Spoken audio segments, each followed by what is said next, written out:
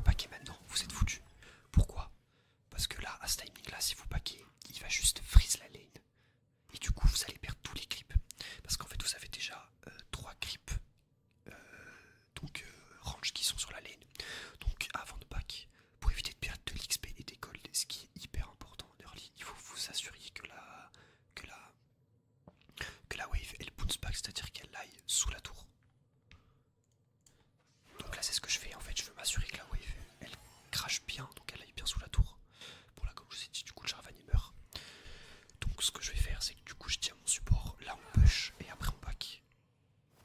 Parce qu'en fait si la wave est face sous la tour, le mec ne pourra pas freeze. Il va être obligé de la stitch sous tour. Là hop, je lui mets un petit trade, bon ça c'est... voilà. Mais c'est pour le faire reculer. Et là du coup maintenant que la wave a push, et là j'ai gagné quelques secondes précieuses, là je back normalement. Enfin, là je back pas, mais j'aurais dû back. En fait je back pas pour la simple et bonne raison que le mec est lourd. Donc ça peut jouer encore. Mais là du coup j'ai déjà beaucoup de gold. J'ai déjà 37 crimes. Et là normalement on va le tuer, voilà. Ah, j'ai pas de flash, ouais. Bon, en tout cas on lui a fait claquer flash barrière, c'est très très huge, vous voyez. Et donc là on s'assure bien que la wave elle crash. Moi je veux vraiment que cette wave crash, du coup je peux pas back sinon, c'est vraiment l'essence même du truc. Donc là le Ezreal il a back, donc ce que je fais c'est que là je tiens mon support, on crash. Du coup on set la wave, comme ça on optimise un maximum les dégâts. Et là maintenant on peut back. Parce que du coup il a plus dessus, ils sont plus rien en fait. La bot ils sont à poil. Du coup c'est là on va pouvoir frapper force juste après. Et voilà c'est vraiment ce que je vous dis, ça marche pour tout. Hein. C'est pas qu'il y a sous etc. C'est même quand vous êtes à n'importe quel poste les gars. Que ce soit mid, top, ADC. Vous voulez que la wave crash et que vous ayez un bon reset. Parce que si vous êtes un freeze, surtout early, vous êtes foutu. Parce que déjà de se priver des golds c'est la merde, mais si en plus vous êtes privé de l'XP, et l'XP qui est très très important early game, c'est vraiment foutu. Donc voilà. Après il y a aussi bon de l'entraînement, c'est de la stitching sous tour. Là je vais avoir tout parce que je connais les dégâts de mon champion, etc. Surtout qu'Yasuo c'est pas très très problématique pour la stitch sous tour. Donc là je vois mon support il se castagne, bon il a pris cher pour la pink, c'est pas très grave. Si on joue la vision, c'est la clé aussi, hein. Très important de jouer la vision les gars. Donc peu importe où vous jouez, essayez de mettre des wards qui sont assez stratégiques. Voyons, on prend la vision partout. Et en fait on s'assure que eux ils aient pas la vision. Comme ça on a une possibilité de se faire gank. Donc là je suis en 1-0, j'ai 60 CS, je lui mets 20 CS, je sais pas si vous vous rendez compte. Enfin vous vous rendez compte du cap farm, regardez tous les autres ils sont genre 20 CS de haut. Donc là le Trish il a mis son grab. Bon là on essaye, en gros on essaye de setup ce que je vous ai dit. C'est un petit peu compliqué parce qu'en plus là du coup on joue Thresh contre Ezreal, enfin on joue Thresh Ezreal. Mais il y a des lanes où ça c'est encore plus simple de snowball genre. Parce qu'en fait les gens ils respectent pas le pic. Yasuo alors que c'est hyper fort en fait. Donc si jamais un jour vous avez envie d'essayer Yasuo ADC et que vous avez un support qui peut venir vous aider, n'hésitez pas, franchement c'est hyper OP. Donc là j'essaie de les... En gros ce que je fais c'est que là il y a le timing trick. Donc je suis pas disponible, je me rends pas disponible pour la simple raison que ce n'est pas nécessaire, je reste sur la lane. Mais juste avant vous avez vu j'ai essayé de zoner le trash etc pour éviter qu'il tente ou quoi que ce soit. En fait juste le fait qu'il y ait ma présence. De toute façon j'ai mon rôle, je suis safe. Ça c'est le truc que vous pourrez moins faire en tant que ADC je pense. Parce que vous êtes beaucoup plus squishy, c'est beaucoup plus dur. Mais je vais juste mettre pause. Donc là en fait c'est simple. On voit que mon support est limite. Mon jungle me ping qui veut me gank. Donc qu'est-ce que je fais? En fait je set up un bait entre guillemets. Parce que en fait les alliés, enfin les ennemis, ils vont voir mon support mid. Du coup ils vont se dire que mon jungle n'est pas là. Parce que sinon il serait venu. En fait c'est après le Drake. Votre jungle soit il va faire ses camps, soit il va bot, soit il va mid. Ok. Et du coup en fait ce que je fais c'est que je fais l'acteur en fait. Je fais genre que je suis tout seul et que c'est le moment d'essayer de me 2v1. Alors que pas du tout. Et oui aussi chose très importante les gars. Ça c'est quelque chose qui est rarement compris aux élos qui sont plus inférieurs. Je mettrai une tranche type vert à gold. En fait, les gens qui jouent platine, émeraude, normalement ils ont déjà compris ça sur le jeu. Les gars, les objectifs, c'est ce qui va vous faire gagner la game. En fait, vous savez, pour avoir un niveau de jeu qui est pas sans sas, si vous arrivez à gérer les objectifs avec votre équipe, etc., c'est ça qui va vous faire gagner la game. Parce que le plus important, entre guillemets, sur le jeu, hormis, etc., d'avoir des kills, etc., c'est la macro, c'est de pouvoir être capable, à certains timings, de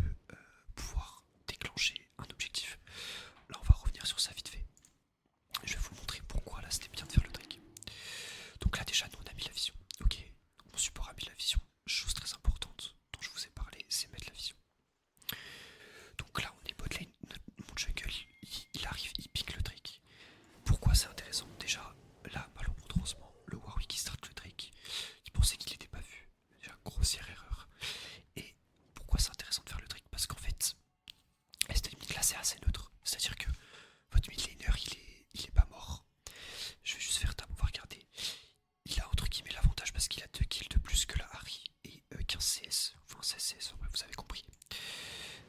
Donc, ce qu'il faut faire, c'est quand vous êtes jungle, du coup, là je vous parle pour les jungles, bien sûr ça repose entièrement sur votre équipe aussi, mais en fait, vous devez ping les objectifs et vraiment inciter votre équipe à les faire. C'est votre devoir en tant que jungle de faire ça.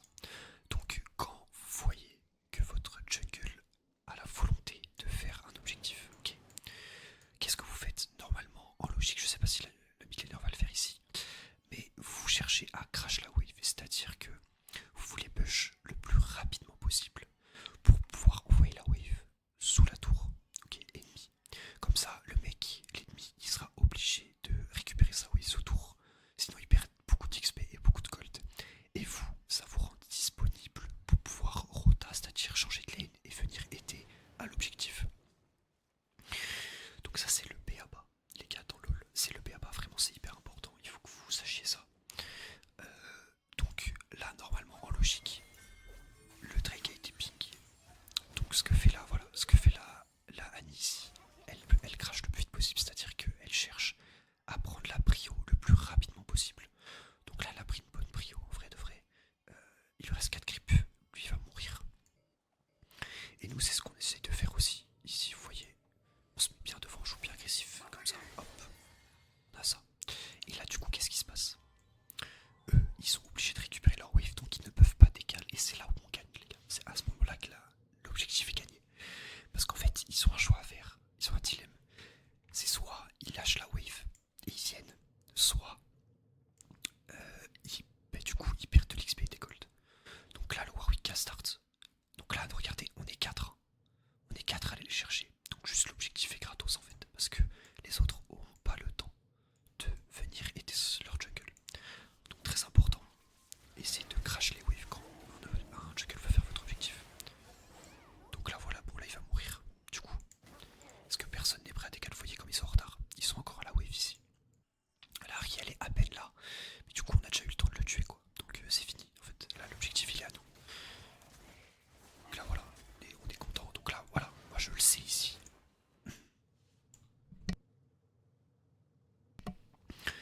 Moi je le sais. Donc la Harry je la vois qu'elle est retournée mid. Ou alors elle essaie de trade Annie, pourquoi pas. Donc qu'est-ce qui se passe? Et bah je reste sur ma lane, je prends mon farm, etc. Parce que dans tous les cas l'objectif il est assuré en fait. Y a pas de problème. Voilà. Donc après, là je vois que du coup comme je vous ai dit, mon jungle il me ping. Il me ping, il veut venir me gank. Donc en plus j'ai une belle wave à stacker. Donc en gros là toujours la technique. Hein. Je prends ma tornade. Je dash jamais sur le triche. Comme ça j'esquive son fly. Je dash sur le creep à côté. C'est-à-dire que là le triche il a plus qu'un spell pour me faire chier. Il a son R toujours mais... Ah même pas, il a même pas son R. My bad. Il a plus qu'un spell pour me faire chier. Donc qu'est-ce que je fais? Étant donné que j'ai une grosse wave et que je vois que le Ezreal est très mal placé, j'essaye de me rapprocher le plus possible du Ezreal pour assurer un E-tornade pour essayer de l'ulti. Et en fait, avec mon ulti, je vais pouvoir tempo un maximum l'arrivée du jungle. Mais ça peut marcher avec plein de personnages, pas forcément que Yasuo. Par exemple, je sais que je joue Varus aussi, peut-être que je vous ferai un gameplay Varus. Et en vrai, c'est très très bien pour tempo son R, c'est très très fort.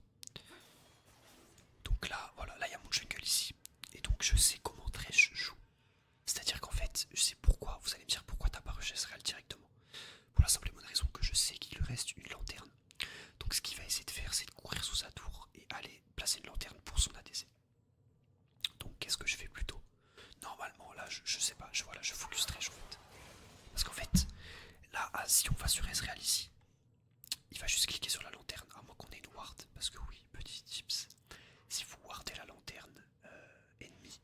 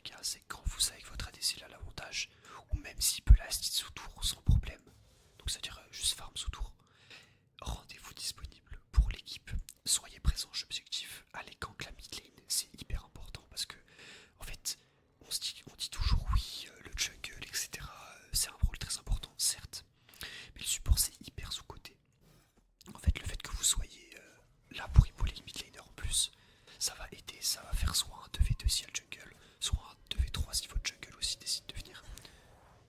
Donc, petit aparté pour les supports. Cette vidéo c'est une mine d'or les gars. Là du coup j'ai crash la wave, donc j'ai back. Sachant qu'en plus j'ai tué le Thresh, donc j'avais énormément de gold à dépenser. Donc voilà, là j'ai une confortable avance sur même l'ensemble de la game, vous pouvez voir. À part Annie qui est en 4-1, tous les ennemis je les cap farmés, j'ai plus de kills que largement. Donc voilà, toujours important les gars la vision, vraiment, gardez cette vision.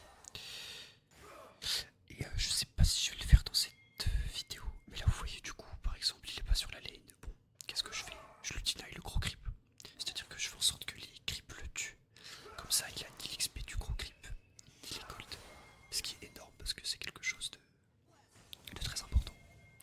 Donc là vous voyez comme je vous ai dit, hop, timing void, où est mon support? Mon support c'est que je gagne ma lane sans problème, où est mon support? Il est en train d'aider pour les voids, du coup le Thresh il est bloqué ici. Moi ce que je veux faire c'est éviter à tout prix de me prendre un freeze. Parce qu'en fait, une réaction logique à ça, quand vous savez que le support ennemi il est en train de combattre et en train d'aider pour les objectifs, vous voulez setup un freeze, c'est-à-dire qu'en fait vous voulez que, je sais pas si très je vais le faire ici, mais on dirait, en gros vous voulez que les creeps n'aillent pas sous tour et que vous gardez des creeps ennemis, genre ici à peu près, ok, sur la lane. Pour la top lane ce serait vers là, enfin voilà quoi. Et en fait, comme ça, la personne qui est tout seul sur la lane, du coup, sera complètement neutralisée parce que pour la stit, les creeps, elle sera obligée d'avancer. Mais là, vous voyez, j'ai pas l'impression qu'il fait. En fait, le problème en avançant, quand vous êtes neutralisé comme ça, pour aller chercher vos creeps, parce que en fait, s'il laisse les creeps ici, mes creeps à moi, donc les creeps ennemis, les bleus, ils vont être bloqués là. Du coup, je vais forcément devoir avancer vers ici pour pouvoir la stit. Et du coup, je vais être très loin de ma tour et très vulnérable. Donc ça c'est le seul désavantage à si votre support rota. Après si vous jouez dans des élos plus faibles, les gens ils connaissent pas le concept de freeze la wave. Je vous ferai un tuto de wave management, ne vous inquiétez pas. N'hésitez pas à me dire dans les commentaires si ça vous intéresse. Et donc là vous voyez c'est mal joué parce que en fait le Ezreal là il est en train de la stit les creeps. Alors qu'en fait il aurait juste pu les laisser en vie. Et du coup sa wave elle aurait été bloquée ici, donc ça m'aurait forcé à avancer, ils auraient peut-être essayé de me tuer. Donc là, voilà, honnêtement, il jouait pas très bien. Enfin, c'est des trucs que, voilà, t'es censé...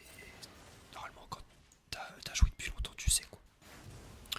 Donc là, du coup, ce qui s'est passé, c'est que mon support, il a ping les voids. Donc le Warwick, il a eu le temps de faire une void, je crois. Oui, il a eu le temps de faire une void. Mais du coup, on va récupérer les deux autres. En fait, pour les voids, ce qui est important, c'est même si vous savez pas les trois, il faut vous assurer que l'équipe adverse n'a pas les trois. Parce qu'en fait, si elle a pas les trois, ça sert limite quasiment à rien. Parce qu'elle a pas le buff. En fait.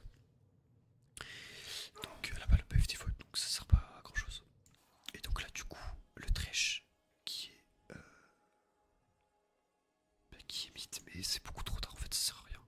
Là, il a Shun ADC pour pas grand chose. Je fais beaucoup de pauses, hein. Excusez-moi, ça prend beaucoup de temps. Il y a tellement de choses à dire genre, sur ce jeu. Donc là voilà, je m'en fous un peu honnêtement, de toute façon je sais que j'arriverai pas à le tuer seul je pense. Donc je m'occupe de crash les waves.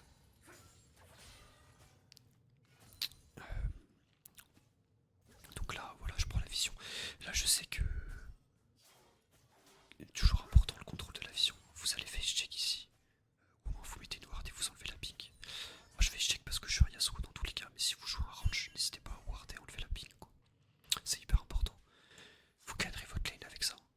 Avec ça, avec la vision, ce sera comme ça que vous gagnez votre lane parce que du coup, vous enlevez leur vision. Donc si vous prenez un jungle, et voilà, c'est ça que je vous expliquais. Si moi je finis sur la vision, si vous enlevez la vision ennemie, ils pourront pas voir le jungle arriver, donc ils seront baisés. Et si vous avez la vision, vous pourrez voir le jungle ennemi arriver, justement.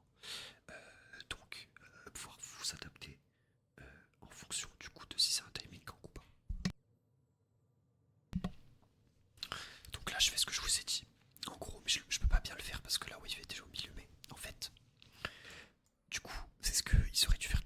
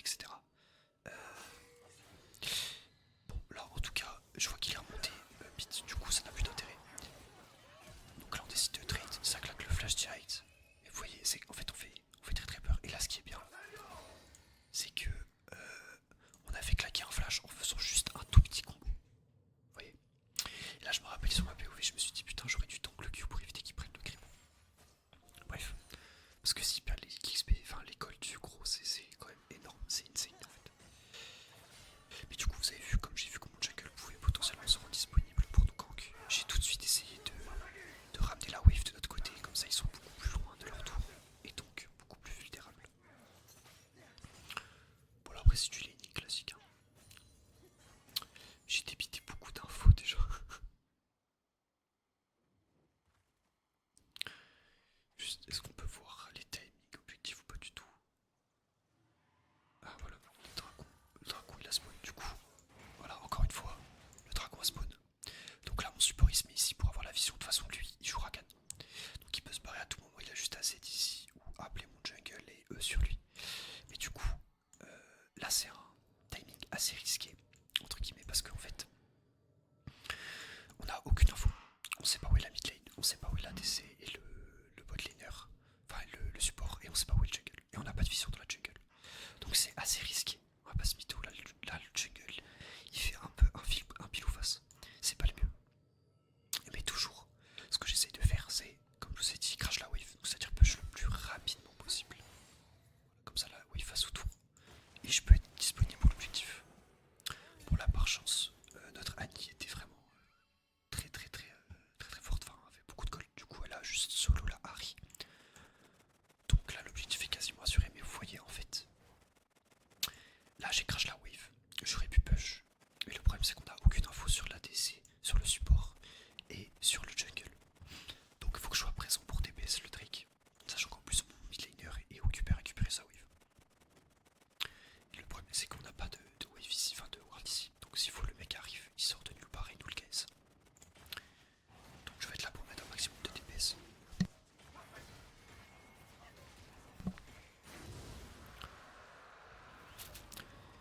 Donc là on l'a sans trop forcer, même si c'était assez risqué quoi.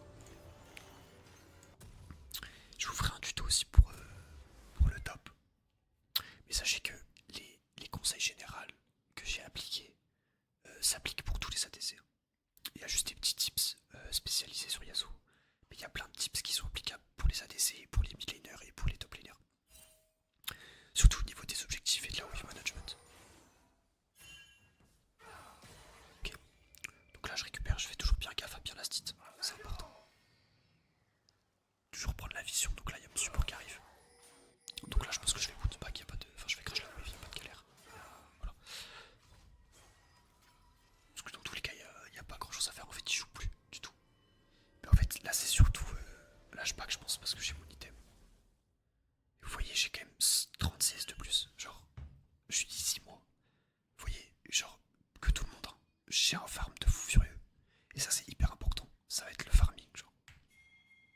Donc là j'ai back. Je sais pas si vous avez vu, mais en fait mon jungle est dans la merde, mon top laner est déjà mort. Vous avez vu. Donc du coup je dis à mon top laner, enfin mon jungle que j'arrive l'été, de toute façon j'ai fini ma quête. Vous voyez, il n'y a pas mes bottes, elles sont sur le côté déjà, donc je peux, une fois que j'ai fini les quêtes, rota. Donc là je dis à mon jungle s'il veut y aller il peut. Malheureusement il était un peu low. Donc là mon Rakan nous ping qu'il arrive. Sauf que je pense qu'on va rien en faire de cette action. Il y a le soin ici, ah si quoique. Donc là je dodge, bien sûr. Et du coup vous voyez c'est plutôt bien rodé parce que mon top laner a vu que je suis parti top. En fait le seul mec bien dans la game c'était Swain. Ok. Donc moi je suis bien aussi dans ma game. Et qu'est-ce que je veux faire? Le seul but en face, hein, je dis. Top laner il galère un petit peu. Donc je veux entre guillemets répercuter l'avance et les ressources que j'ai acquis sur le mec fit en face. Pour pouvoir lui aussi le mettre au fond et vraiment prendre un cap à ce niveau là. Donc du coup, je swap avec lui, je lui demande de swap. De toute façon il joue contre un Ezreal Thresh, c'est pas un problème pour lui. Top laner il veut la stit. Il va juste attendre que ça crache. Donc j'espère, voilà. Donc là le Swain TP. Le Swain TP, donc là le mec il est en 2-0 pour vous dire. Et en fait il a la conf. Il a la conf parce que il a gagné sa lane contre mon top laner, donc il se dit qu'il est fort. Mais en fait c'est personne. Je vais vous montrer que c'est personne. Donc là il a ce titre tranquille. On va se remettre sur ma POV. Là je vois Warwick. Sauf qu'en fait, moi je sais un truc les gars. C'est que là le Warwick déjà il s'est donné parce qu'il a fait Q. Donc là il est un peu genre sans spell, entre guillemets. Et moi j'ai toujours mon E pour me replacer derrière. Pour éviter du coup de me faire DPS par le Swain. Et en plus je sais que j'ai beaucoup de gold, beaucoup de ressources, donc le 2v2 est largement prenable. Parce que je crois que le Warwick en plus il est pas très bien dans sa game. Voilà, il a 1-2. Il a même pas un item, il a juste des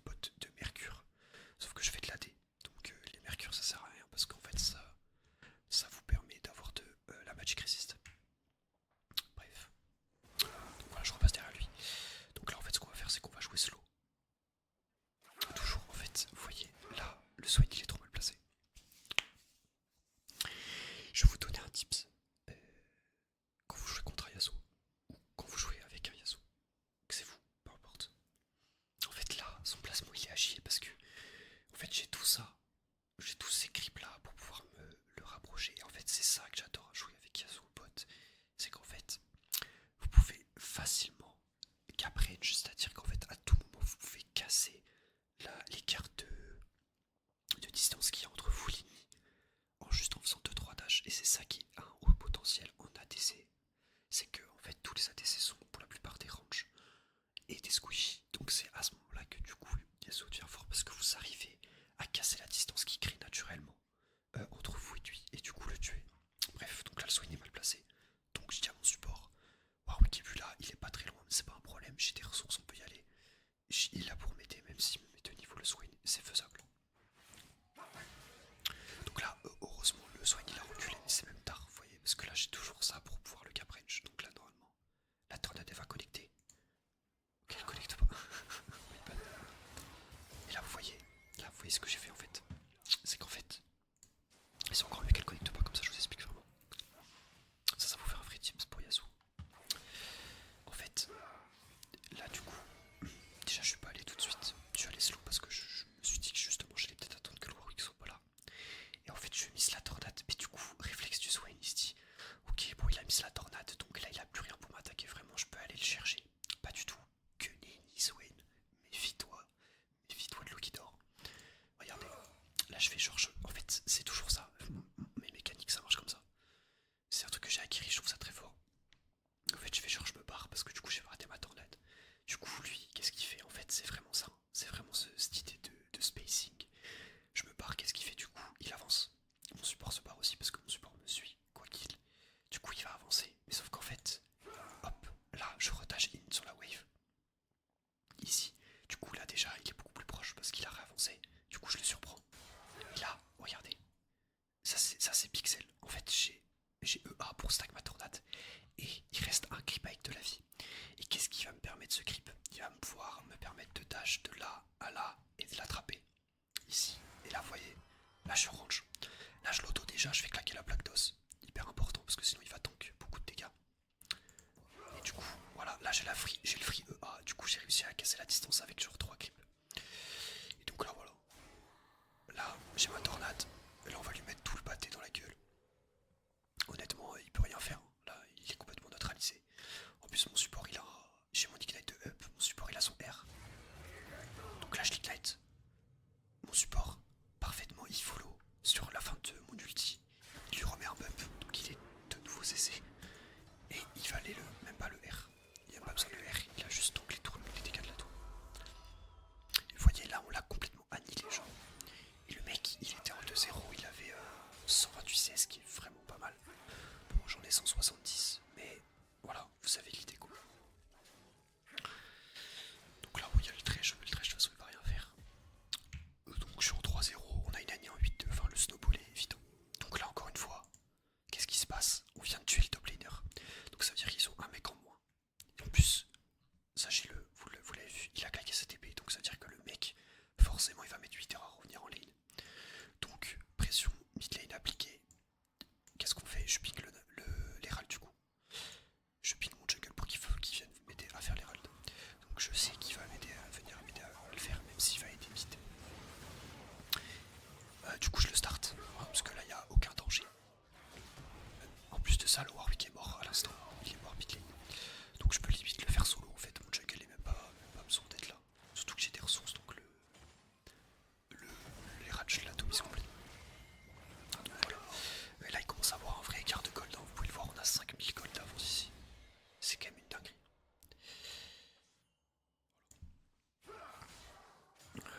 Accélère un tout petit peu ça. Donc là il y a encore le Swain. Et là vous voyez il joue déjà beaucoup plus safe. Il a arrêté de faire le fou. Mais du coup en fait c'est un peu, vous voyez moi quand je suis vite en fait et qu'il y a un mec vite en face, je vois vraiment comme un défi. Et je me dis ok, on a tous les deux une bonne avance de gold. Comment je vais faire pour pouvoir essayer lui de le mettre au fond? En fait j'ai un peu l'impression que c'est une bataille égale, vous voyez. Parce que du coup on est tous les deux vides. Bon là j'ai un peu mangé le vent, enfin, parce que bon j'ai pas wall, j'ai mal wall en fait. Du coup je prends très très cher. Mais toujours mon support bomb shadow. Vous voyez hein, quel support dédié les gars, mais vraiment, et il y a un support comme ça. Regardez. Allez moi ce. En fait, vous savez, c'est hyper. C'est comment dire. Déjà je sais qu'il est là, je l'ai vu. Mais en fait c'est hyper. Comment dire. C'est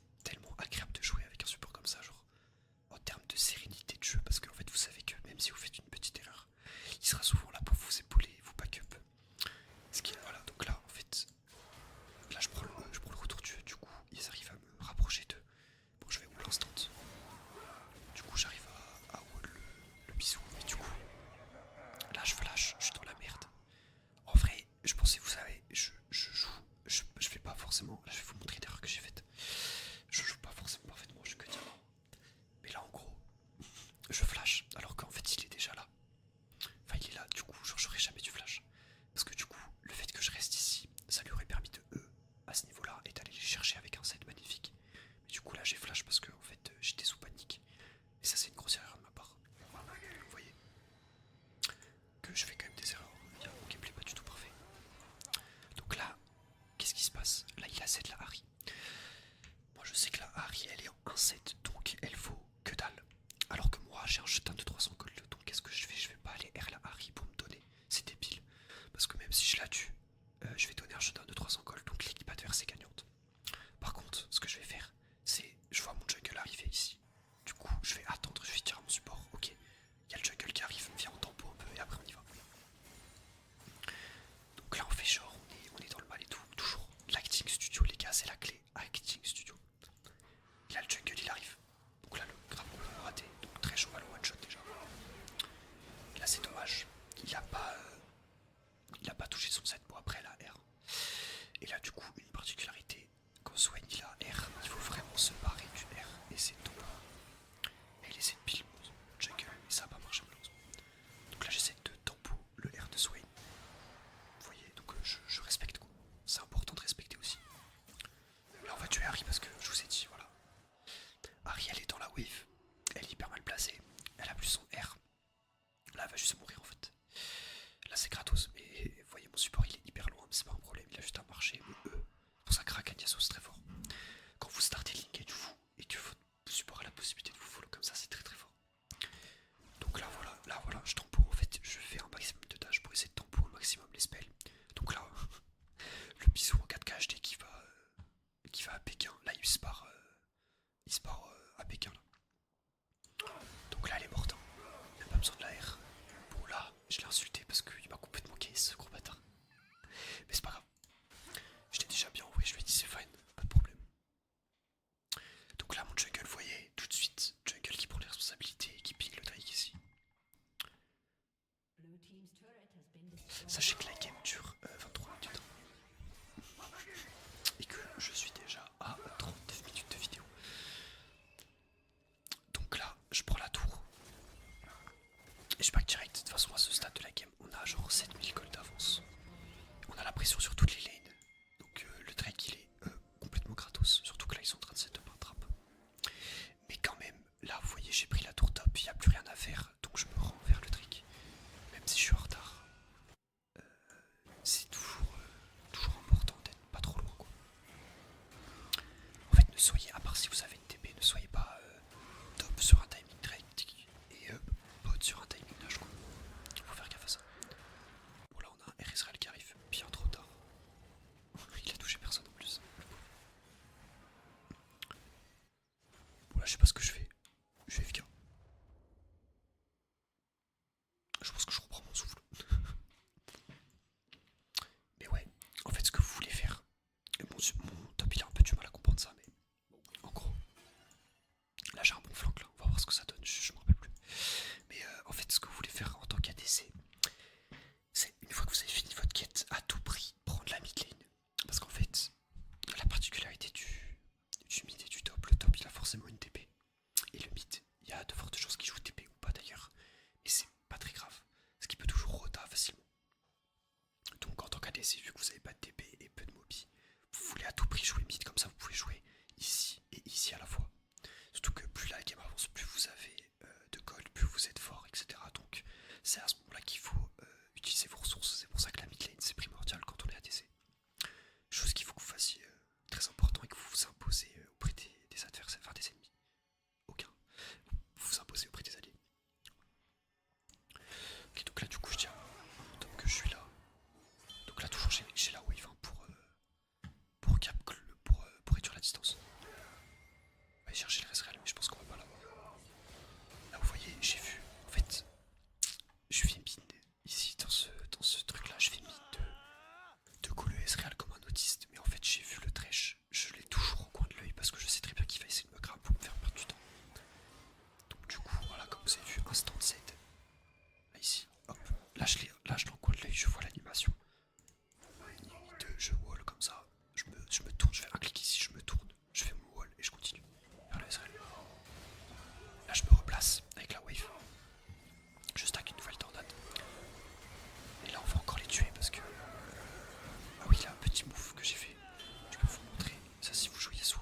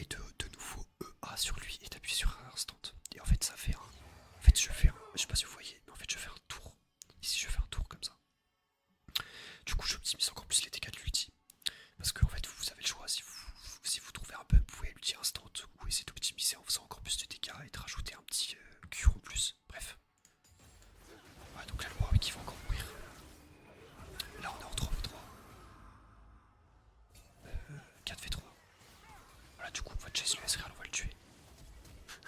Oui, ça c'est bon. Ça c'était magnifique ça. Je me rappelle mon support il a explosé. Parce qu'en fait, il a flash. Parce que le Ezreal, là, il est effectivement flash, mais le Ezreal flash dans le mur. Il a fait une Tomiko. Voilà, bref. Donc là on fait 3 pour 0. Donc tout de suite quand vous faites 3-0, vous vous demandez ce qu'il y a à faire sur la map, c'est très important. Donc là on voit qu'il n'y a aucun objectif. Donc on va juste push. Push et essayer de tuer quelqu'un. En plus on a les Rald, donc c'est un timing parfait parce qu'ils sont tous les 3 morts. Enfin, ils sont 3 et morts. Donc on pourra faire une sacrée percée. Voilà, donc Jungle qui prend les responsabilités, qui utilise les Rald. Et vous voyez on va vraiment bien push quoi. Ouais, je me fais grave, mais dans tous les cas, c'est pas grave. Genre, s'ils viennent, en fait, ils meurent, on est 5. Bref. Donc là, je suis heureux. Là, il y a 7, enfin, on a 10 cas d'avance, c'est quand même dingue. Moi, je trouve que mon plus gros défaut, c'est de faire des packs toujours un peu biscornus. Voilà, encore une fois. Là, je viens de le faire. En fait, je sais. Là, il y a mon top laner ici, il y a mon jungle qui me dit qu'il veut venir. Et j'ai une wave. Donc, qu'est-ce que je fais? Je tempo. Je sais que mon équipe a pas back, qu'on est toujours là. Et donc du coup, je fais juste l'écho en fait, parce que j'ai beaucoup de gold, beaucoup de ressources. Et vous savez, encore une fois, l'acting studio, en vrai je sais pas, je crois pas qu'ils aient la vision, mais en fait là ils croient que je suis tout seul, mais pas du tout. J'ai toute ma team qui est en backup derrière. Donc, je chope une tornade. Là ça me ping que ça veut y aller, mon Jarvan il me dit on y va. Enfin même moi j'ai dit on y va. Donc mon Jarvan me dit vas-y je te follow. Donc, hop, j'ai ma tornade. Bon là, Harry complètement bourré. Lui, je sais pas ce qu'il fait, il est en train de turn aussi, je comprends pas. Donc là, j'ai une tornade et je vais faire le move que je vous ai dit. Là, on va bien le voir. Je vais mettre 0.25. En fait, du coup, là, je les ai double bump. Donc, un Yasuo qui ne connaît pas le combo aurait juste R. Sauf que je vous ai dit, vous avez le temps de EA, les mecs, c'est-à-dire de faire. Là, vous voyez, je tâche sur la Harry. Je fais Q. Et là on le voit pas vraiment je pense, mais en fait je EA et du coup après je R. Et donc ça optimise en fait, au lieu d'avoir juste les dégâts du R, vous avez les dégâts d'un double, enfin d'un Q en plus. Si vous voyez on le voit, en fait mon personnage il tourne sur lui-même. En fait si jamais vous faites juste un simple R, il va juste faire son animation normale alors que là il fait l'animation du EA plus de l'ulti. Bref. Voilà. Donc là je suis en 3v1, c'est un petit peu